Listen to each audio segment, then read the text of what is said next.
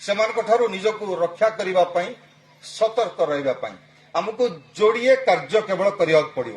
ମୁଁ ହାତ ଯୋଡ଼ି ନିବେଦନ କରୁଛି ସମସ୍ତଙ୍କୁ, ଯୋଡ଼ିଏ କାର୍ଯ୍ୟ।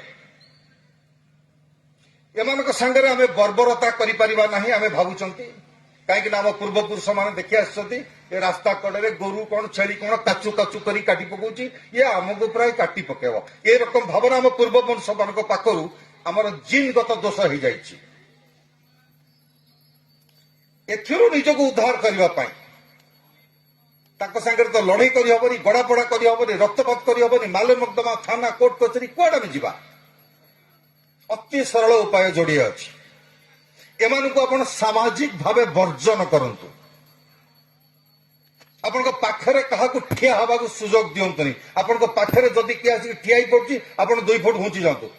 ସେ ଜାଣୁ ଯେ ଏ ହିନ୍ଦୁ ମୋ ପାଖରେ ଠିଆ ହେବାକୁ ଚାହୁଁ ନାହିଁ। ତାକୁ ଏ ବୋଧ ଶକ୍ତି ଦିଅନ୍ତୁ ଯେ ଆମର 1400 ବର୍ଷର ଥିବା ବର୍ବରତା, ଆମର ଘୃଣ୍ୟ କାର୍ଯ୍ୟ, ଆମର ବ୍ୟଭିଚାର ପାଇଁ ବର୍ତ୍ତମାନ ଭାରତୀୟ ହିନ୍ଦୁମାନେ ଆମକୁ ଡରିଲେଣି, ଘୃଣା ବି କଲେଣି। ଏବଂ ଦ୍ୱିତୀୟ ନିହାତି ମୋଷ୍ଟ ଇମ୍ପୋର୍ଟାଣ୍ଟ ପଏଣ୍ଟ ଏଟା, ସେମାନଙ୍କୁ ଆପଣ ଆର୍ଥିକ ଭାବେ ବହିଷ୍କାର କରନ୍ତୁ। 2 ପାଦ 10 ପାଦ 1 କିଲୋମିଟର ଆଗକୁ ଯାଆନ୍ତୁ, ବରଂ କେବଳ ହିନ୍ଦୁ ବ୍ୟବସାୟୀ ପାଖରୁ କିଣନ୍ତୁ। କାହିଁକି ନା ସେମାନେ ଯାହା ବି ଖାଦ୍ୟ ବିକୁଛନ୍ତି ଭାରତରେ, ଆମେ ଲକ୍ଷ ଲକ୍ଷ ଭିଡିଓ ବର୍ତ୍ତମାନ ୟୁଟ୍ୟୁବରେ ଉପଲବ୍ଧ, ସେମାନେ ଛେପ ପକେଇ ବିକନ୍ତି।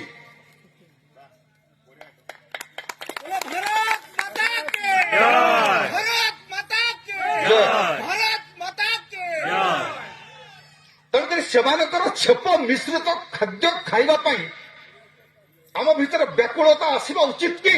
ହଁ କି ନା କୁହନ୍ତୁ? ସେମାନେ ମାଂସ, ମାଛ, ପନିପରିବା, ଫଳମୂଳ, ଫ୍ରୁଟ ଜୁସ୍ରେ, ଗୁପଚୁପ ପାଣିରେ ସେମାନେ ପରିସ୍ରା କରି ମିଶାଇ ଦେଉଛନ୍ତି। ଏବେ କାଶ୍ମୀରରେ ସେମାନେ ଧରା ପଡ଼ିଲେ, ଦିଲ୍ଲୀରେ ବି ଧରା ପଡୁଛନ୍ତି। ନପୁଂସକ ହେବା ପାଇଁ ହିନ୍ଦୁମାନଙ୍କ ପାଇଁ ଗୋଟେ ଅଲଗା ରଖିଛନ୍ତି ଡେକ୍ଚି, ସେଠି ନପୁଂସକ ହେବା ପାଇଁ ବଟିକାକୁ ସେମାନେ ଗୁଣ୍ଡ କରି ପକାଉଛନ୍ତି। କାଶ୍ମୀରରେ ଧରା ପଡ଼ିଲେ ସେମାନେ ନିଜର ବୀର୍ଯ୍ୟ ପକାଉଛନ୍ତି। ଏଭଳି ମ୍ଲେଚ୍ଛ ମାନଙ୍କ ସହିତ ଆମେ ସମ୍ପର୍କ ରଖିବା?